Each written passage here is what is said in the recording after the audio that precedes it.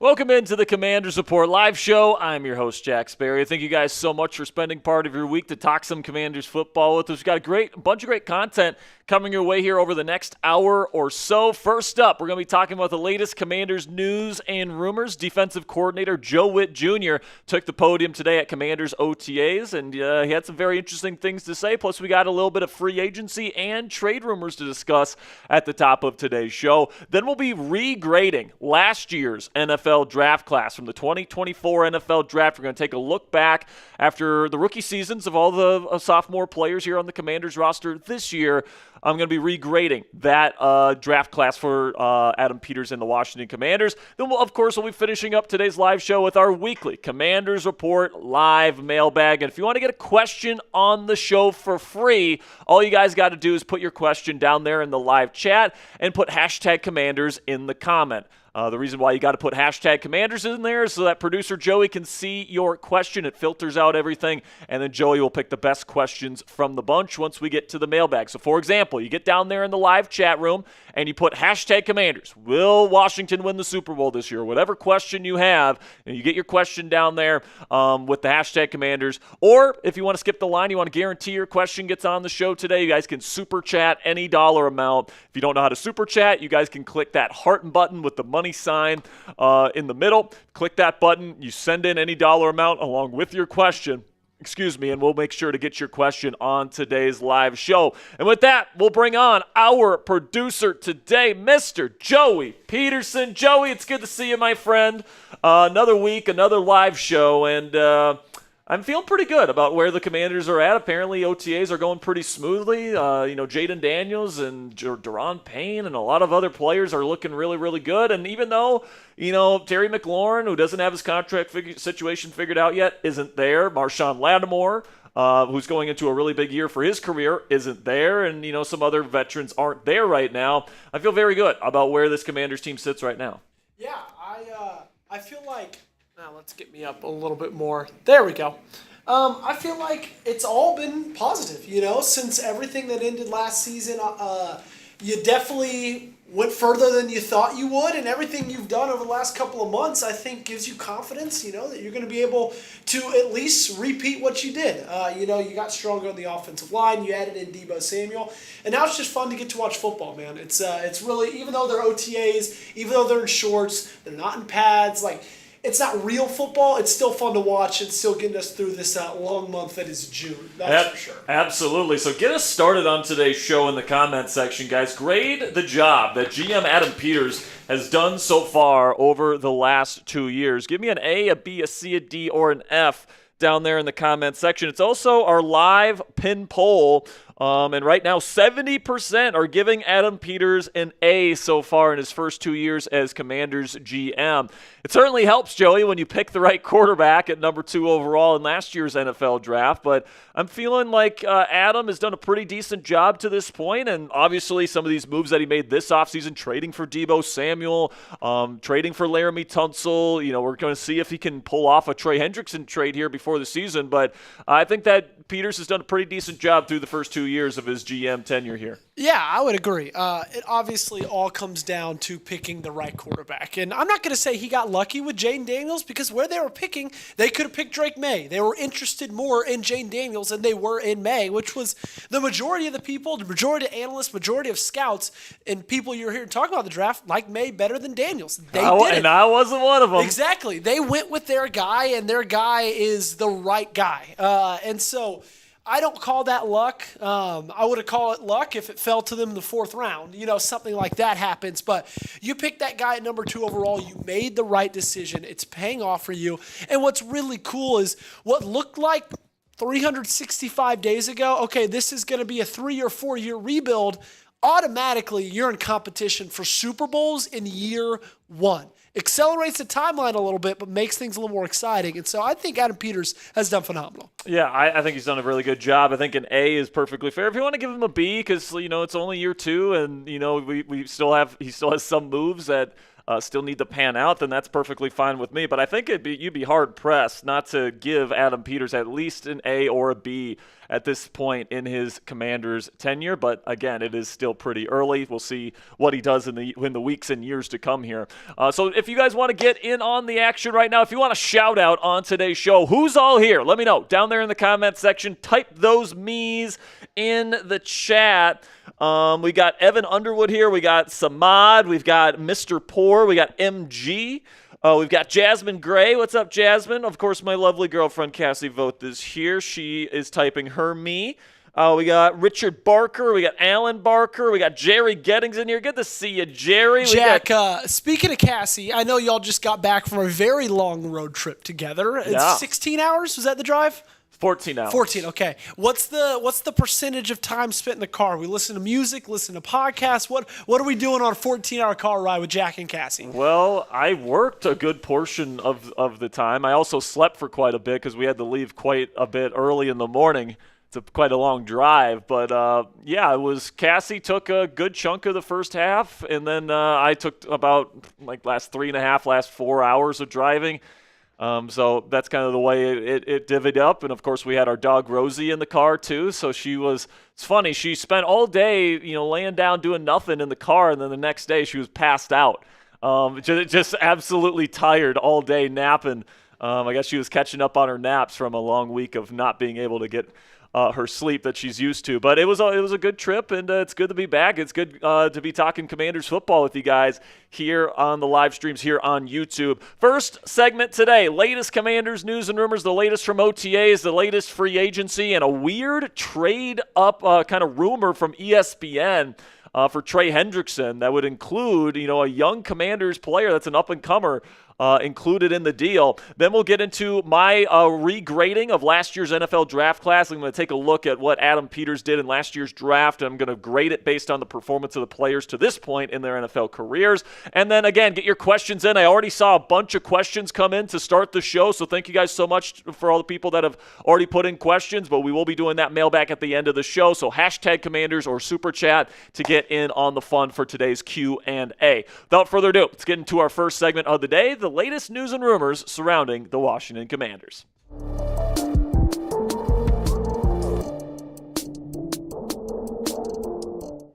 Welcome into the Commanders Report. I'm your host, Jack Sperry. Today, we've got a bunch of Commanders news and rumors to cover on today's show. First up, ESPN has a trade proposal that would send Jer'Zhan Newton to the Cincinnati Bengals in exchange for Trey Hendrickson, who would be on his way to the Commanders. I'll let you guys know my thoughts on this kind of weird trade idea that I haven't seen thrown around out there too much lately. Then we'll get into a new report also from ESPN that links Nick Chubb to the Washington Commanders. Yet another running back rumor for the Washington Commanders here on the show. And then we'll finish up today's program with the latest from Commanders OTAs. The defensive coordinator, Joe Witt Jr., named 2 OTA standouts on the defensive side of the ball that he highlighted in his presser earlier today. Before we get into the content here on the Commanders Report, you guys can click that subscribe button and join our family. We are the fastest growing Commanders news community anywhere on this platform. Over 41,000 subscribers already on our channel, and we provide you guys daily, free, and informative Commanders content on this channel every single day. Also breaking news coverage, so if they trade for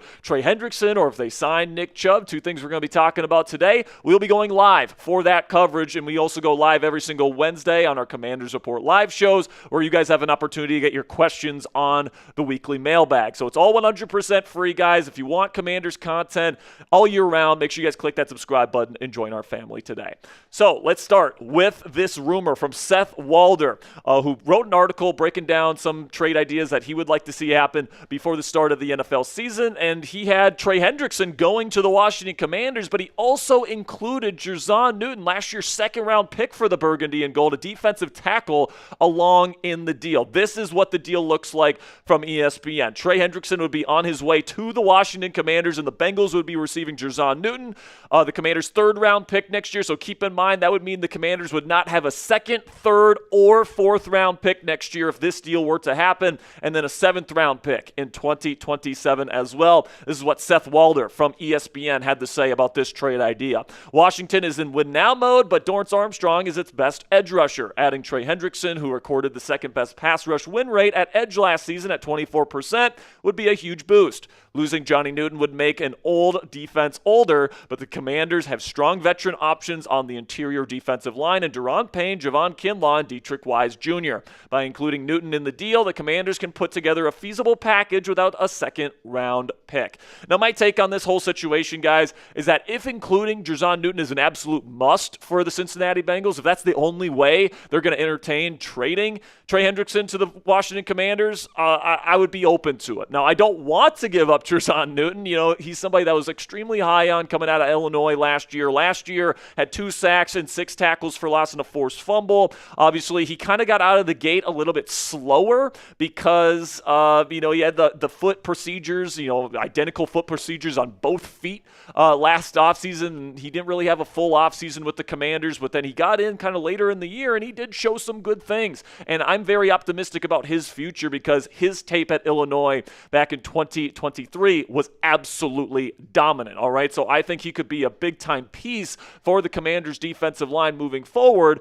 And, my preferred option would be to not trade him. I think that he has a bright future, and that would probably be the reason why the Cincinnati Bengals would be wanting to get him. But if the Commanders pretty much said, we're not trading Jer'Zhan Newton, we don't want to get rid of him, honestly, I think I would rather do a pick swap next year and kind of a deal that's structured like this. I've shown this on the show before, but I would rather swap 1st and 2nd round picks. So the Commanders would be giving the Bengals their 1st round pick next year, but the Bengals send their 2nd round pick back to the Commanders. So the Commanders aren't giving up any picks in terms of the total number of picks. They would still have 5 picks in next year's NFL draft. They just wouldn't have a 1st rounder. You could also get an additional mid-round pick in 2027 from the Bengals. And hey, I'm actually okay giving up Dorrance Armstrong in this deal, because if you're bringing in Trey Hendrickson, I think that the other pieces that you have, Dietrich Wise, Cleveland Ferrell, Jacob Martin, the other pieces that you have along the defensive line at the edge rusher position are more than capable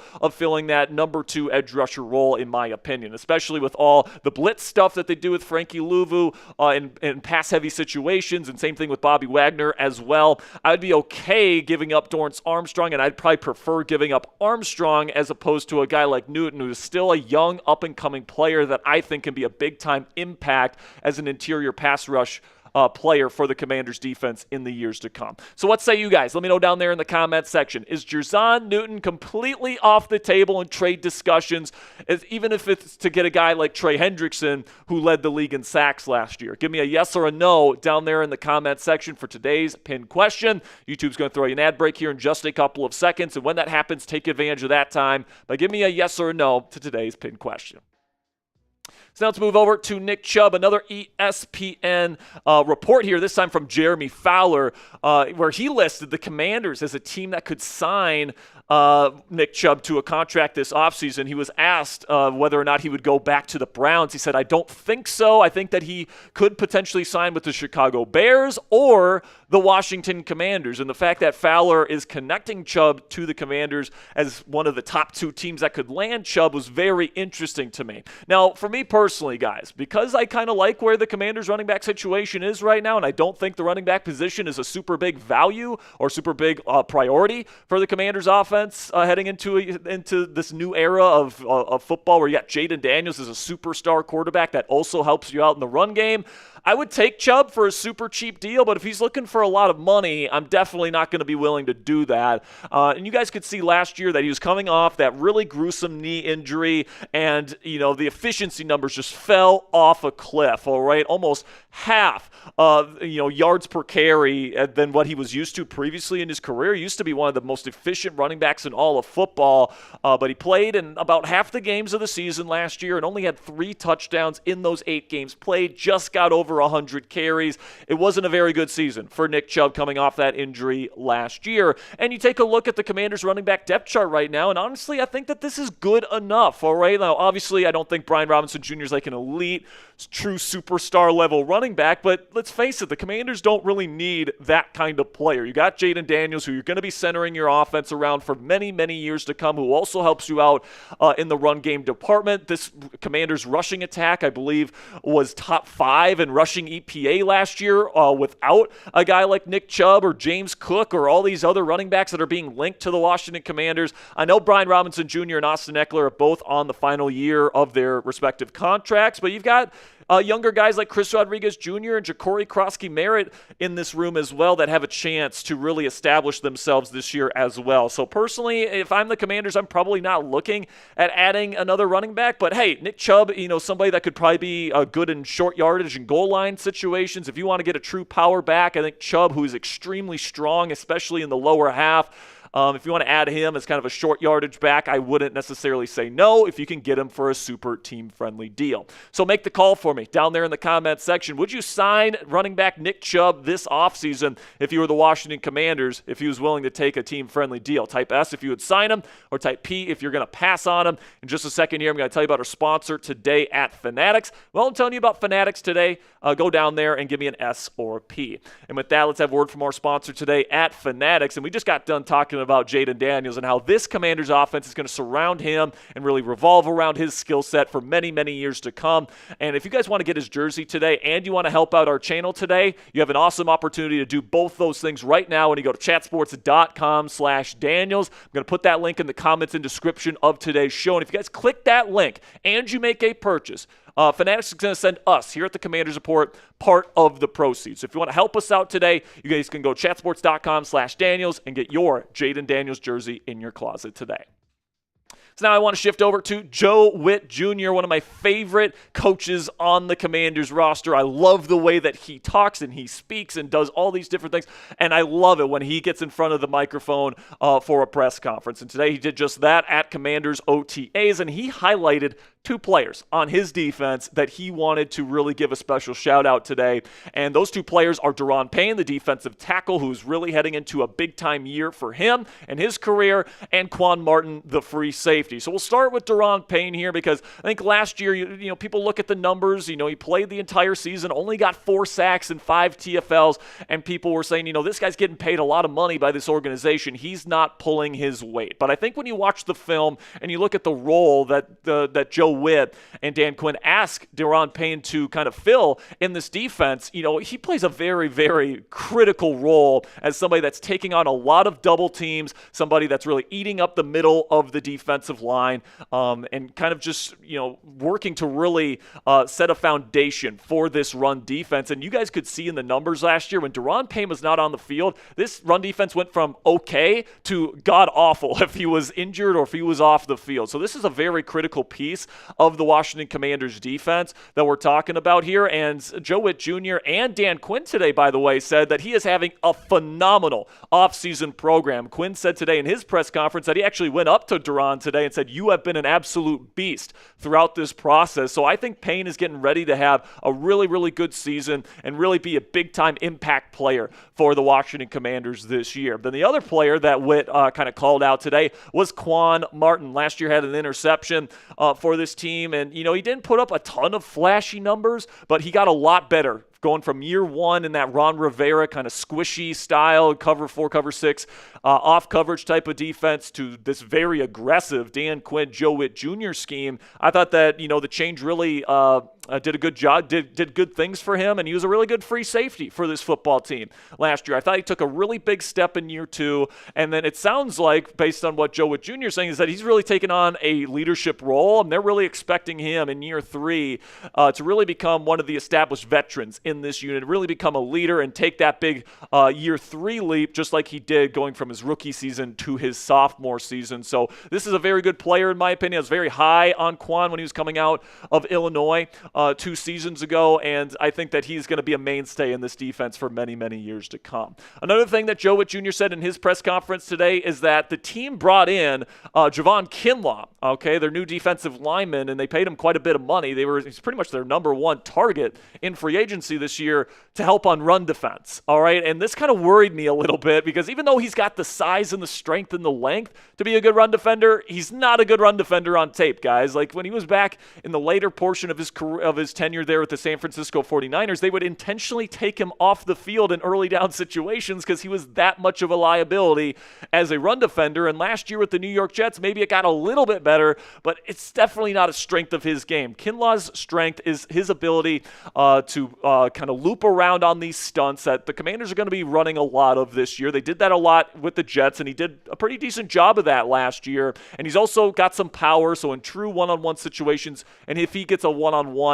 his 320-pound frame is going to be able to move people off a spot. So that is what he brings to the table. He's a good pass rusher, but he's not a good run defender, at least from the interior. Now, another thing that I thought was interesting was that Witt talked about Kinlaw's versatility, talking about how he can play all along the defensive line. And I agree with this. He's got the size to play anywhere you want him to. If you want him to play nose tackle, he is a massive human being with a ton of strength and length. If you want him to play 3 technique and attack the pass rusher or attack the passer, he can absolutely do that. If you want to put him on the edge, he's got the athleticism to do that as well. And it certainly sounds like they're going to get creative with where they're putting Javon Kinlaw on the defensive front this year. And for somebody that is this physically gifted, that is something that gets me excited as a Washington Commanders fan. It certainly seems like he's going to play some edge rusher, particularly on early downs. He talked about as well Eddie Goldman, who they brought in as a massive kind of run defending nose tackle. You know, you bring in Eddie Goldman, and then you have Daron Payne as kind of your big body guys in the middle. Then you have Javon Kinlaw, an athletic big body as kind of like a gigantor edge rusher. And then you have guys like another big body edge rusher like Dietrich Wise, and Cleveland Ferrell is definitely a bigger body as well. Like, I think the Commanders are definitely doing what they can this year, guys, to really establish themselves, especially up front, as a dominating presence in the run game. You know, they brought in a lot of bigger bodies that are going to be able to hold up against some of the lighter offenses that we see in the National Football League today.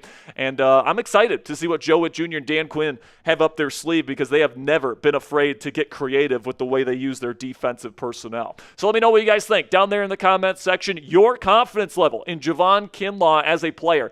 Right now, I think that I'm at around a 6 or 7. I'm very optimistic about Kinlaw, but I also understand some of the deficiencies that he's had on his film in the past. So put it on a scale of 1, meaning not confident whatsoever, to 10 being I'm super confident he's going to be a Pro Bowl caliber player this year. He's going to be an awesome piece for this defense. Let me know what you guys think down there in the comments section.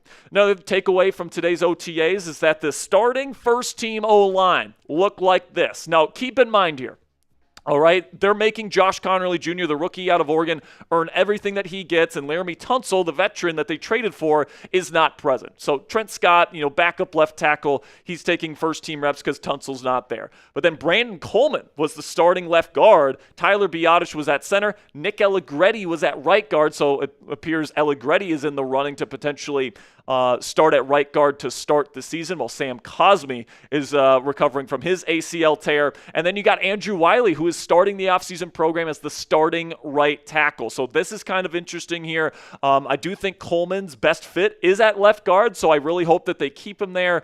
But eventually, I do want to see Josh Conerly Jr., the rookie out of Oregon, get in this starting rotation eventually. I like the fact that they're making him earn everything that he's getting in these early practices. They're not giving him anything, all right? But I really hope once we get into training camp that they give him more and more and more first-team reps, and I'm hoping by week 1 he's ready to go, because I thought his film on Oregon or at Oregon last year was excellent, and I think he's ready to help this team right away. So make sure you guys click that subscribe button if you haven't already. We got more Commanders OTA updates coming your way all throughout the offseason here. Of course, mandatory minicamp is next week as well, so make sure you click that subscribe button for daily updates on the Burgundy and Gold right here on the Commanders Report. First segment in the books here, Mr. Joey. Coming up next, regrading the 2024 draft class for the Washington Commanders, talking about Jayden Daniels, talking about Mike Sainristil, talking about Ben Sinnott, talking about Jer'Zhan Newton, talking about a lot of different players in that 2024 class coming up here in just a second. But Joey, anything that kind of stood out to you in that last segment that you want to talk about? Yeah, I want to talk a little bit about that offensive line. I love the fact that, they're making Josh Connolly Jr. earn it. And I just think that's only going to be a benefit to him. I think that's only going to be something that helps himself, learn an appreciation for what this league is. You got to go in there, you got to earn your stripes. And, he's going to be a stud. And so I think that's going to benefit him. I think it's going to be better for this offensive line. I'm excited to see him once he gets in that lineup officially. Completely agree. If you have a question of any kind of variety, we are doing a mailbag here after this next segment we're going to be doing. So use hashtag Commanders in the live chat room, or you guys can super chat to guarantee your question gets on the show. Speaking of super chats, we did get a super chat from my man, John Masood. John, we'll get you up on screen here momentarily, but we appreciate all the donations that you guys have bringing into the show. Hog Mafia member John Masood says, "Hi, Jack. Hi, Cassie." Whoa, no, nothing for Joey today, John? I swear, John and I have beef now. This is like the second time I've gotten no hi from John. I mean, come on, John. Joey's just as big a part of the Cassie, I don't think she's ever been on the Commanders Report. Joey's on here like every show. She's never built a graphic in her whole life, I can tell you that. Yeah, I guess not. Joey builds all the graphics for the show. He doesn't get a hi? What are we doing, John? Come on now. I got to stand up for my man Joey, even though I love you, John. But if you want to give Joey a hi, just let us know down there in the chat, and we'll put it up on screen for you, John. But if you don't, that's okay, too. I understand, John. We love you regardless. F Joey's in the chat. John said, did Joey say anything from 5:10 to now? No, because you joined and we were mid-cut, I think. From 5:10? 5:10, does he mean like 5 yeah, because we were probably but we went to your first cut at like 8.5 minutes. So yeah, I've said something probably around the 5-minute mark, 3 minutes before we went to your first cut. Yeah, I'd probably say that. John, maybe you just naturally tune me out. It's okay. My wife does it as well. Maybe you guys have the same condition. That's funny, man. All right, make sure you get your questions in. We got one more segment to get to here. Where I'm going to be regrading the 2024 draft class for your Washington Commanders. It's going to be a fun one. It was a fun one to put together. So here it comes at you right now.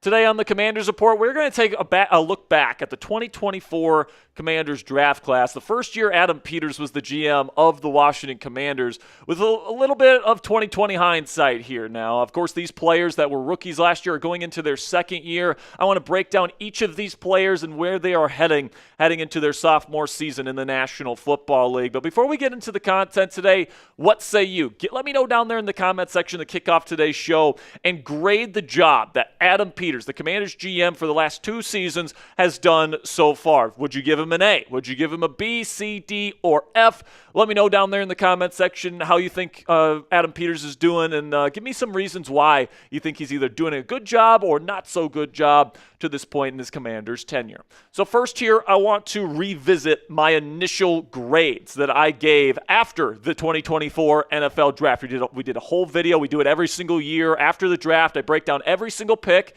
and I give my grade. And at the time, I was really high on a lot of the draft picks that this team ended up making. I gave out, what did I give? 5 A grades here? This is very generous from me. Goodness gracious. I love this draft class. I gave it an overall grade of an A-, but with all the A's, I'm surprised I didn't just give them a straight up A. The only players I didn't give just a straight up A to were Jer'Zhan Newton, Brandon Coleman, Luke McCaffrey, and Javonte Jean-Baptiste. 9 overall picks in the 2024 draft class for the Washington Commanders.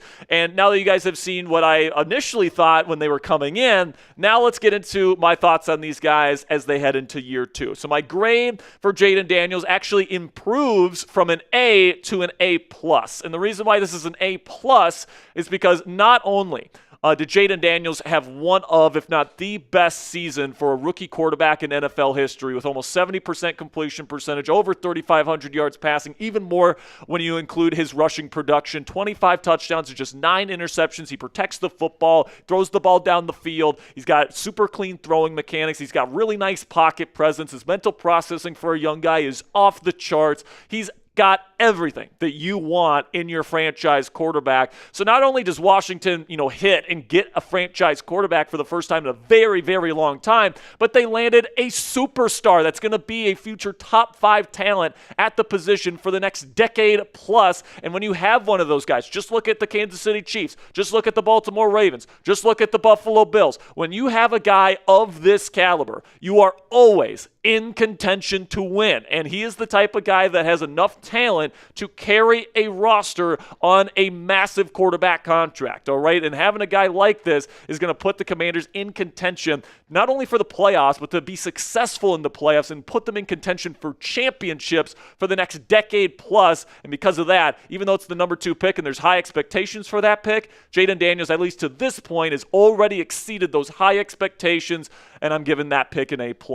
Then we get to Jer'Zhan Newton in round 2, who falls to you kind of surprisingly. A lot of people thought that he might have been a top 20 player in that class. He ends up falling to you. Right now, I'm going to give it a B. All right, and I think Newton has a chance to increase this grade as his career goes on. Last year, he got more and more reps as the season went on. He ended up having 2 sacks and 6 TFLs. So he started to really get going towards the end of the year. He didn't really have an offseason last year because he had identical procedures done on his feet, and which is kind of weird, by the way. But Jer'Zhan Newton is somebody that's massively talented. I thought he had an awesome 2023 season with the Fighting Illini at Illinois. I thought he was a top 20 player in the entire class. He ends up falling to you in round 2, at the top of round 2. And I think that he's going to be somebody that if he continues to develop here, he's going to be a really valuable piece to this Commanders defense moving forward. But I'm going to give it a B right now because he still needs to reach that potential. I can be optimistic and hopeful for his future all I want, but at the end of the day, he's going to have to prove it, okay? So right now, I'm giving it a B, but this has a chance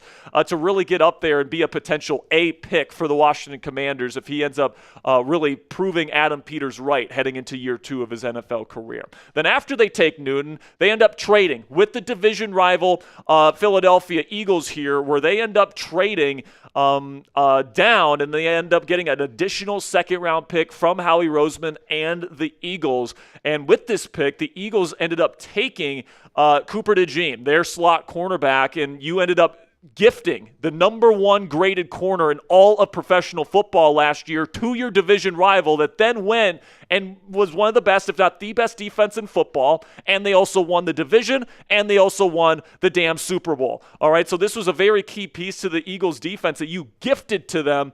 So this is probably the biggest mistake, in my opinion, that Adam Peters made during the draft last year. And based on the picks that that ended up happening with this deal, the Commanders got Mike Sainristil. We'll talk about him in just a little bit here. They also got Ben Sinnott. And they got Dominique Hampton with the picks they got from the Eagles. And then the Eagles got Cooper DeJean. They got Jalix Hunt. They got Will Shipley and Anais Smith. So, I mean, honestly, I like Mike Sainristil a lot.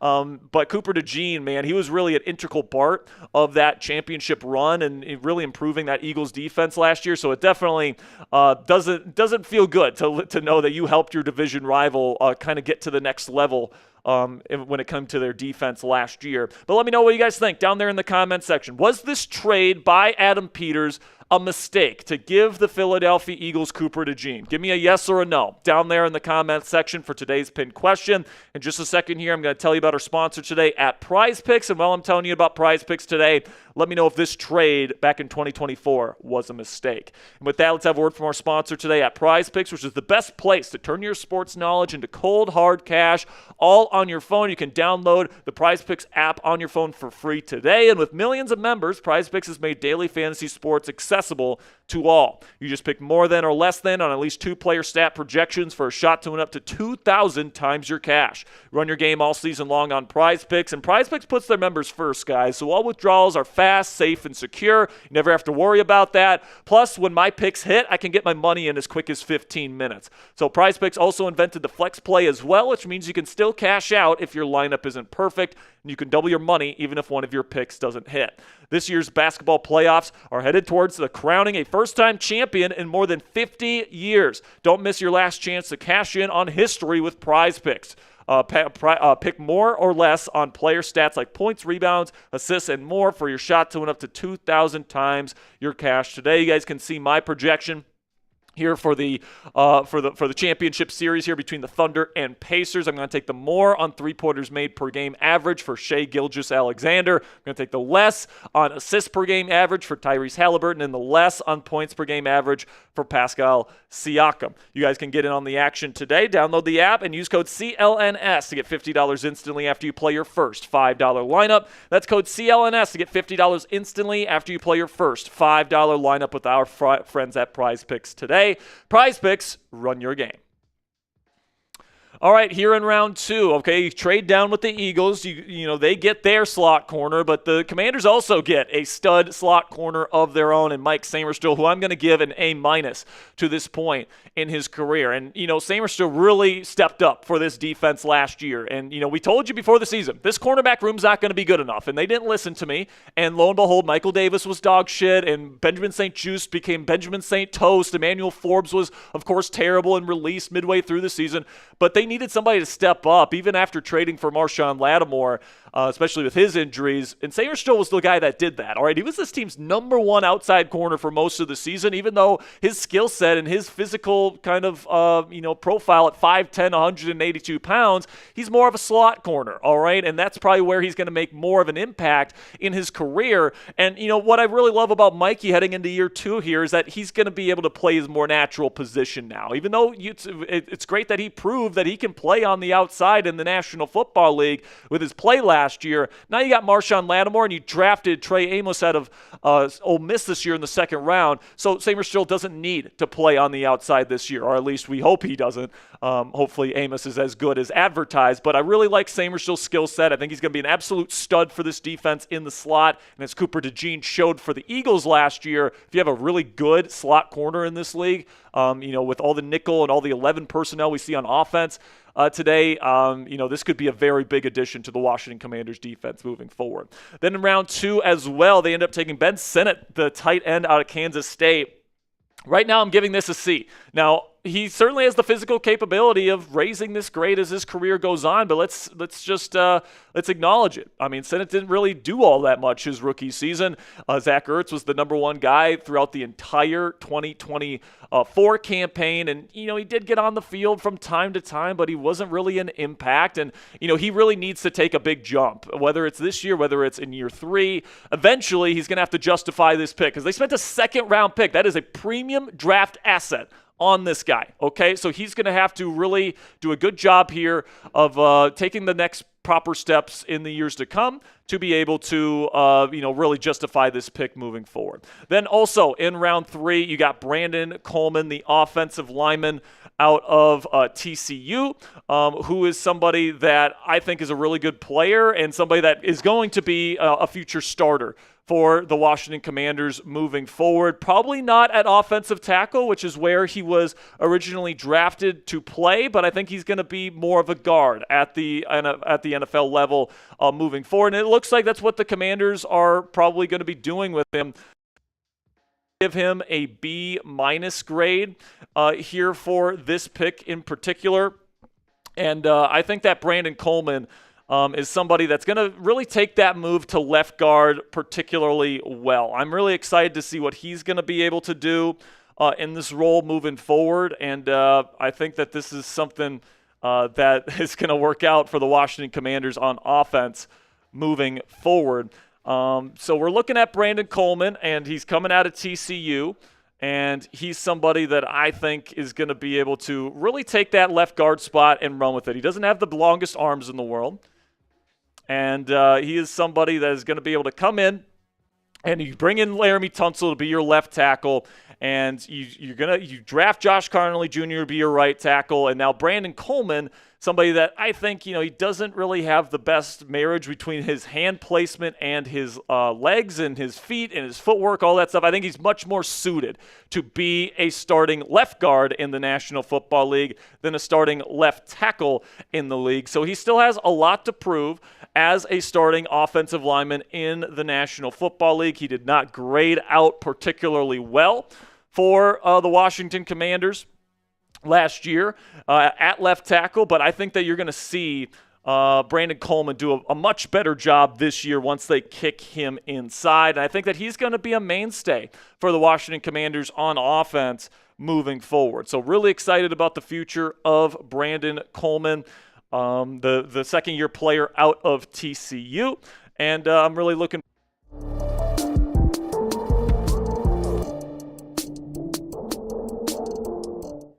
All right, we are back here on the Commanders Report live show. We apologize for the inconvenience here. It kind of just our software just kind of went out on us here. But we are back, and we were in the middle of that second segment, guys. But we are going to release that video separately later in the week. We're just going to go into the mailbag here. So Joey is currently getting graphics together. We actually had to move studios all together here. So we are going to get into the mailbag here momentarily, and that's what we're going to finish up today's show with.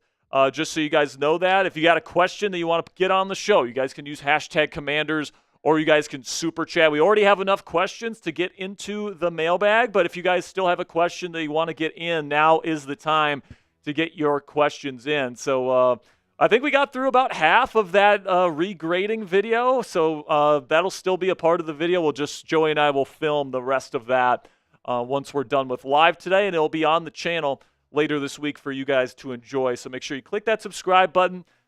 We apologize for it. We just moved into a brand new studio, so apparently there are still some bugs involved with that studio, but we have moved into a different studio now, and this one doesn't have any issues, or at least we hope not. And we'll be going into the mailbag here momentarily once Joey has all the graphics needed to be able to do that. But just to let you guys know where we were going with that segment before things kind of went haywire there, I was going to say I have a lot of confidence in this 2024 draft class going into their second year. Not only do you have Jayden Daniels, who could be in contention to win league MVP, not only do you have a guy like Johnny Newton, who showed some really good and promising things at the end of last year. Mike Sainristil's moving back to his more natural spot in the slot. But some of these players that didn't get a chance to play all that much last year, Ben Sinnott, Jordan McGee, Dominique Hampton, these guys are super, super physically talented players that I think, heading into year two are going to have greater opportunities to make impacts for this football team. And, make sure you guys check out that video later in the week here. Oh, we lost questions. All right, so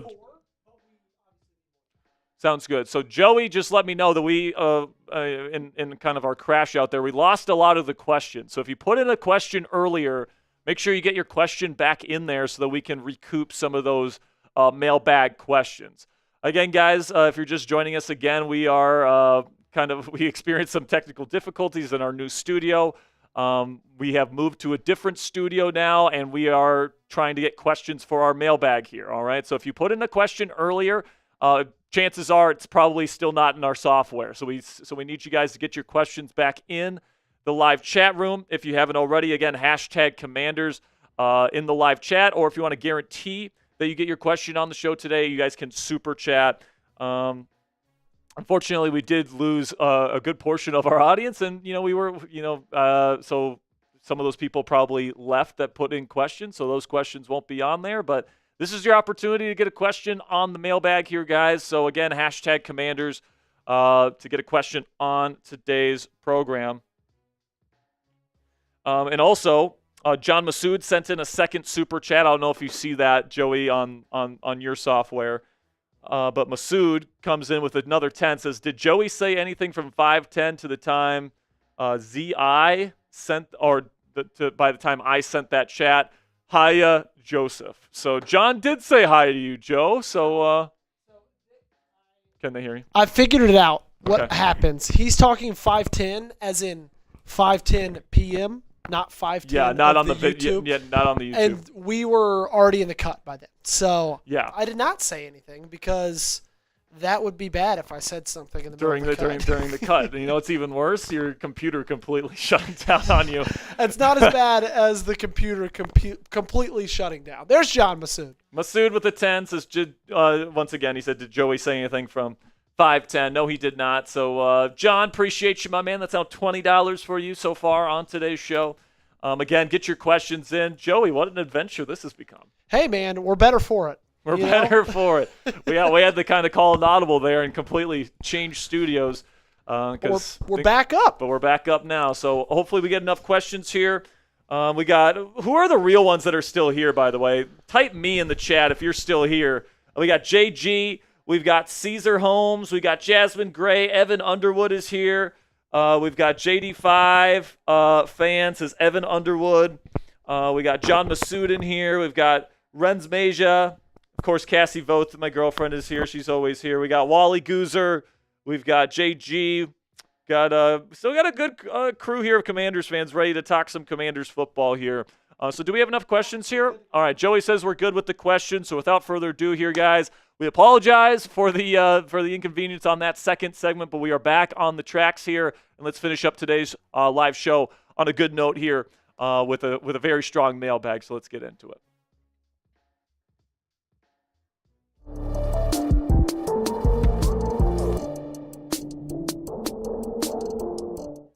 Welcome into the Commanders Report Mailbag. I'm your host, Jack Sperry.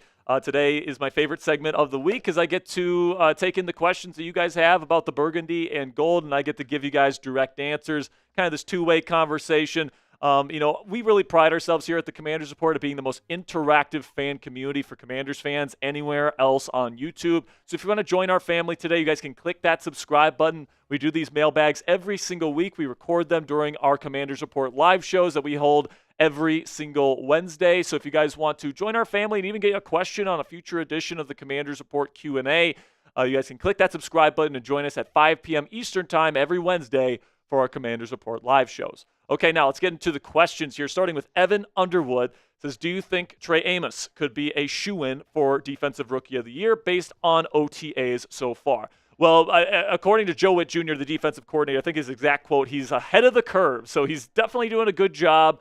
All the reports coming out is that he's already making an impact in the O&D period. So that's the little scrimmages that they do, even though they're in shorts and not in pads. But Amos is somebody that I have a lot of confidence in heading into his first season in the National Football League. He's got great size. He's got great length. He's got great physicality, plays with great instincts. He can play in press or off coverage. No matter whatever the coaching staff looks like, whatever the defensive scheme looks like here in Washington, I think Amos is going to be somebody that is a very reliable player for this defense for years to come. And, when it comes to Defensive Rookie of the Year, there's a lot of really good defensive players in this class, but and when it comes to Defensive Rookie of the Year, it's very tough for like a number 2 corner to win it. So I wouldn't say a shoo-in. I wouldn't necessarily rule him out, especially if he has a really stellar rookie season. We have seen really, really good corners win Defensive Rookie of the Year before. So I won't count him out, but a shoo-in, I'm not even sure if Ashton Genty's a shoo-in for Offensive Rookie of the Year. So I wouldn't be so arrogant to say that Trey Amos is a shoo-in for Defensive Rookie of the Year so far. Then we got Lord Drago says, do you think there's any attractive situations for the coaching staff to take over from coaches on the hot seat? I'm kind of, Joey, what does he mean by this question?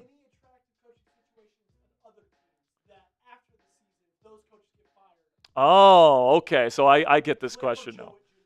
Okay, so Cliff Kingsbury's probably going to leave. All right, so it's definitely tough to answer this question because you just don't know. Like Kevin Stefanski, if he has another bad season in Cleveland, he could be made available. There's some other situations out there. Brian Dable, if he gets fired, that would be an awesome addition if you could land him as your OC if Cliff leaves for somewhere else next year. But I think this is a really good question, Lord Drago, but unfortunately it's a tough one to answer until we see how the NFL season plays out because everyone's kind of fixated right now. A lot of teams have hope that they're going to be able to turn their franchises around or at least stay put. So it's going to be difficult to see into the future at this point in time. But there's certainly some options out there, and there will be options. Then you got JD5 fan, $2, says, how many total touchdowns will Jayden Daniels have? I wouldn't be shocked, guys. This is going to be a crazy number if he gets close to 50. All right, like that's a crazy number. That's like Patrick Mahomes level number in his second season in the National Football League, technically his first season as a starter. But Jayden Daniels, with his ability to throw the football and run with the football, like it wouldn't surprise me at all if he gets to 50 total touchdowns this year. All right, like he is that special of a player. He was kind of knocking on the door of really approaching that number last year even. But, I'm looking forward to what he's going to be able to do this season and take that second-year leap that we're all expecting from him this year.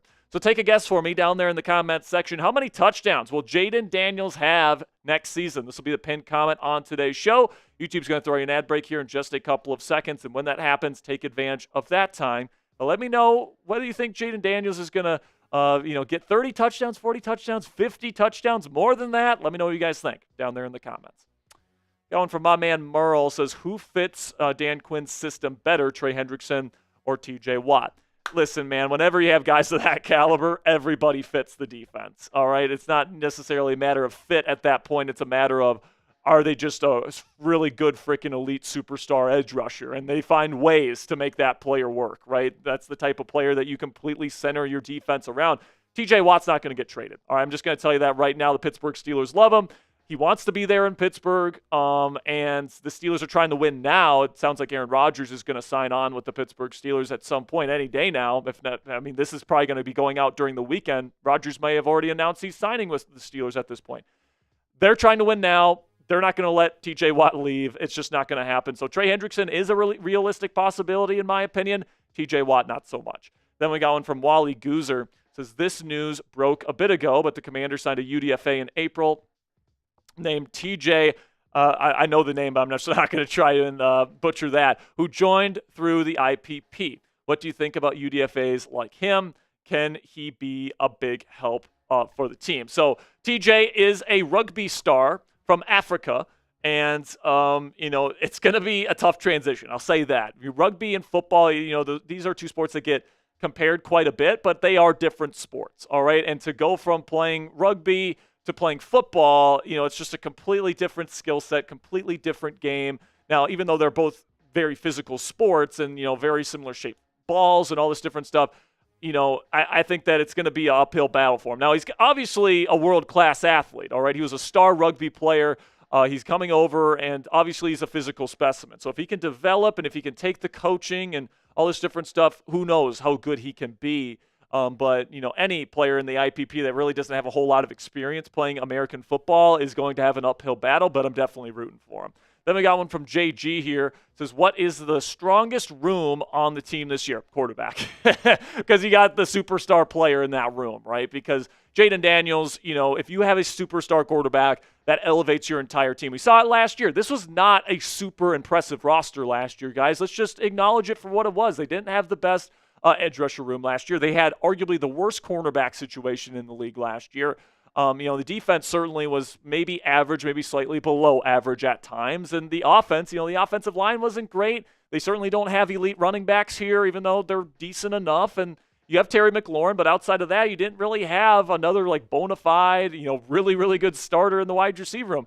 You were good last year because the coaching was excellent, and Jayden Daniels, as a rookie, carried this football team with his ability to make plays, to read defenses, to throw accurate footballs, and to really come up clutch in big moments. So I think that Jayden Daniels is the reason why this team has catapulted themselves from one season to the next, going from number 2 pick in the draft to maybe the number 2 favorite to win the Super Bowl this year. All right, so for me, quarterback is the strongest asset to this team. And if you agree with me, and if you want a Jayden Daniels jersey in your closet today, you guys can check out our friends at Fanatics today. Go to chatsports.com/Daniels to pick up your new Jayden Daniels Commanders jersey today. Another benefit to this, guys, is that it also helps out the channel. If you use our link, which is down in the comments and description of today's show, it's also right below me here, chatsports.com/Daniels, and you make a purchase for a Jayden Daniels jersey today, Fanatics sends us here at the Commanders Report part of the proceeds for that purchase. All right, so it helps us out here at the Commanders Report. It helps you out because you get a Jayden Daniels jersey. Let's face it, guys, he's a superstar quarterback. You're going to be able to wear that jersey probably for the rest of your life and have it still be relevant in this fan base. So if you guys want to get a jersey for life today and you want to help out the channel, go chatsports.com/Daniels and make a purchase. Then we got one from Renz Magia. Says, I'm going to be completely honest. There's no chance we get Trey Hendrickson, but if we were to, how do you think the best way we could get him? So I've said time and time again here that, it's tough because you have only 5 draft picks next year. You've already given up your 2nd-round pick and your 4th-round pick next year. So, if you give up your 3rd-round pick, for example, then you don't have any picks from rounds 2, 3, 4, and you have your 1st-round pick, and you don't pick again until round 5. All right, so that is not a great situation. So I think you have to get creative here. And what I would do is I would propose kind of a pick swap where you would give the Bengals your first-round pick next year, which I'm expected to be a late first-round pick. I'm expecting the Commanders to be a very good football team next year, make it deep into the playoffs again, and then you get the Bengals' second-round pick. All right, so I think that would be a more than fair deal there. You get Trey Hendrickson. You still have the same amount of draft picks in next year's NFL draft that you have right now. The Bengals get an additional first-round pick to get whatever kind of players they need to get to fill out their defense. Plus, they get Dorrance Armstrong in this deal as well. So I think that this is something that both sides could look at as something that would be beneficial. And we'll see what happens with the Hendrickson saga. It seems like the Bengals really want to keep him around, but if things continue to devolve and things continue to get worse on that front, I wouldn't necessarily say I'd put the chances of it at 0% at this point in time. Then we got one from MexPia21, says, do players talk to the coaching staff and have a conversation about them not showing up to OTAs, or do they just not show up? Do you have any insight into the dynamics involved? Yes, I do. They usually are in communication, and this has been well reported here that Marshawn Lattimore, for example, not at Commanders OTAs, he has been in communication with the coaching staff throughout this time. Pretty much they just say, hey, I'm not planning on going, all this different stuff, and the coaches say, they ask questions as to why not and all this different stuff. And, the conversation is different for every player. Some players have contract disputes. Others are older veterans that don't really feel like it's necessary to show up to voluntary workouts. And what they do at these OTAs and what they do at minicamp, guys, is they pretty much just do their basic installs, both offense and defense. There's not really a whole lot in terms of like the complex schemes that you do and see every single Sunday in the National Football League. All that stuff gets hashed out in training camp. So honestly, like OTAs, minicamp, it's really not that important to the success of a football team, which is why a lot of players like Laramie Tunsil, Aaron Rodgers has traditionally done this throughout his career for these older kind of veterans to not show up to these things. Then we get to Jasmine Gray, says, I have a question for you, Jack. It is Washington Commanders will win the Super Bowl this year, and Jayden Daniels will win the MVP this season. Both those things are within the realm of possibility. Am I going to sit up here and guarantee it with all the great teams and all the great players in this league today? No. And I think that in the National Football League, the best you can possibly do is give your team the best possible chance to win a Super Bowl. And I think that the Commanders are doing the things that they need to do to put themselves in that position. You can never guarantee yourself a Super Bowl championship in the offseason. All you can do is give your team a chance, and I think that's exactly what the Washington Commanders have done, not only landing Jayden Daniels, but also the moves that they have done this year to protect him. Laramie Tunsil, Josh Connerly Jr., also getting him a new weapon in Deebo Samuel, and then this defense has a chance, especially in the secondary, to be a lot better than it was last year as well. So I think both those things are definitely within the realm of possibility. We'll just see if they can execute on their potential. So how are we feeling? Let me know down there in the comment section. What's your confidence level that Washington could win the Super Bowl this year? Put it on a scale of 1, meaning no chance they're winning the Super Bowl, to 10, meaning they're definitely winning the Super Bowl. Let me know what you guys think down there in the comment section. For me, I'm probably sitting at around an 8. Very confident in this football team. I'm not at the level where I'm going to guarantee they win a Super Bowl, or maybe that they're the number 1 team on my power rankings, but they're definitely in that tier of Super Bowl contenders in my opinion. And I'm very excited for this team's future. Make sure you guys click that subscribe button if you haven't already. That concludes this week's Commanders Report Mailbag segment. But we're going to have more of these throughout the offseason leading up to training camp and leading up to the 2025 NFL season. So make sure you guys click that subscribe button if you haven't already for more extensive Commanders content. All right, Joey. Well, this adventure of a live show is coming to a close. We landed the plane. We landed the plane after about, was it 10 minutes that we were off? I could tell you. Let's see. You freeze here, and then we come back. Oh, I guess it shows us not missing a beat. I would say probably 10 minutes. Yeah, I'd say probably we were off for 10 minutes. So if you were here during that entire time and you stuck around, you are a real one. We really do appreciate you guys. Obviously, that's not an ideal situation. We'd never want that to happen, but unfortunately it did today. But 2.5 good segments. But 2.5 good segments here on today's live show. So if you guys really wanted to see this one here, we got about halfway through it, but Joey and I, we're going to finish that video once we get off live here, and we'll put that up on the channel later today. So we really do appreciate your guys' support. We will see you guys next time here on the Commanders Report live show. And until then, guys, hail to the Commanders.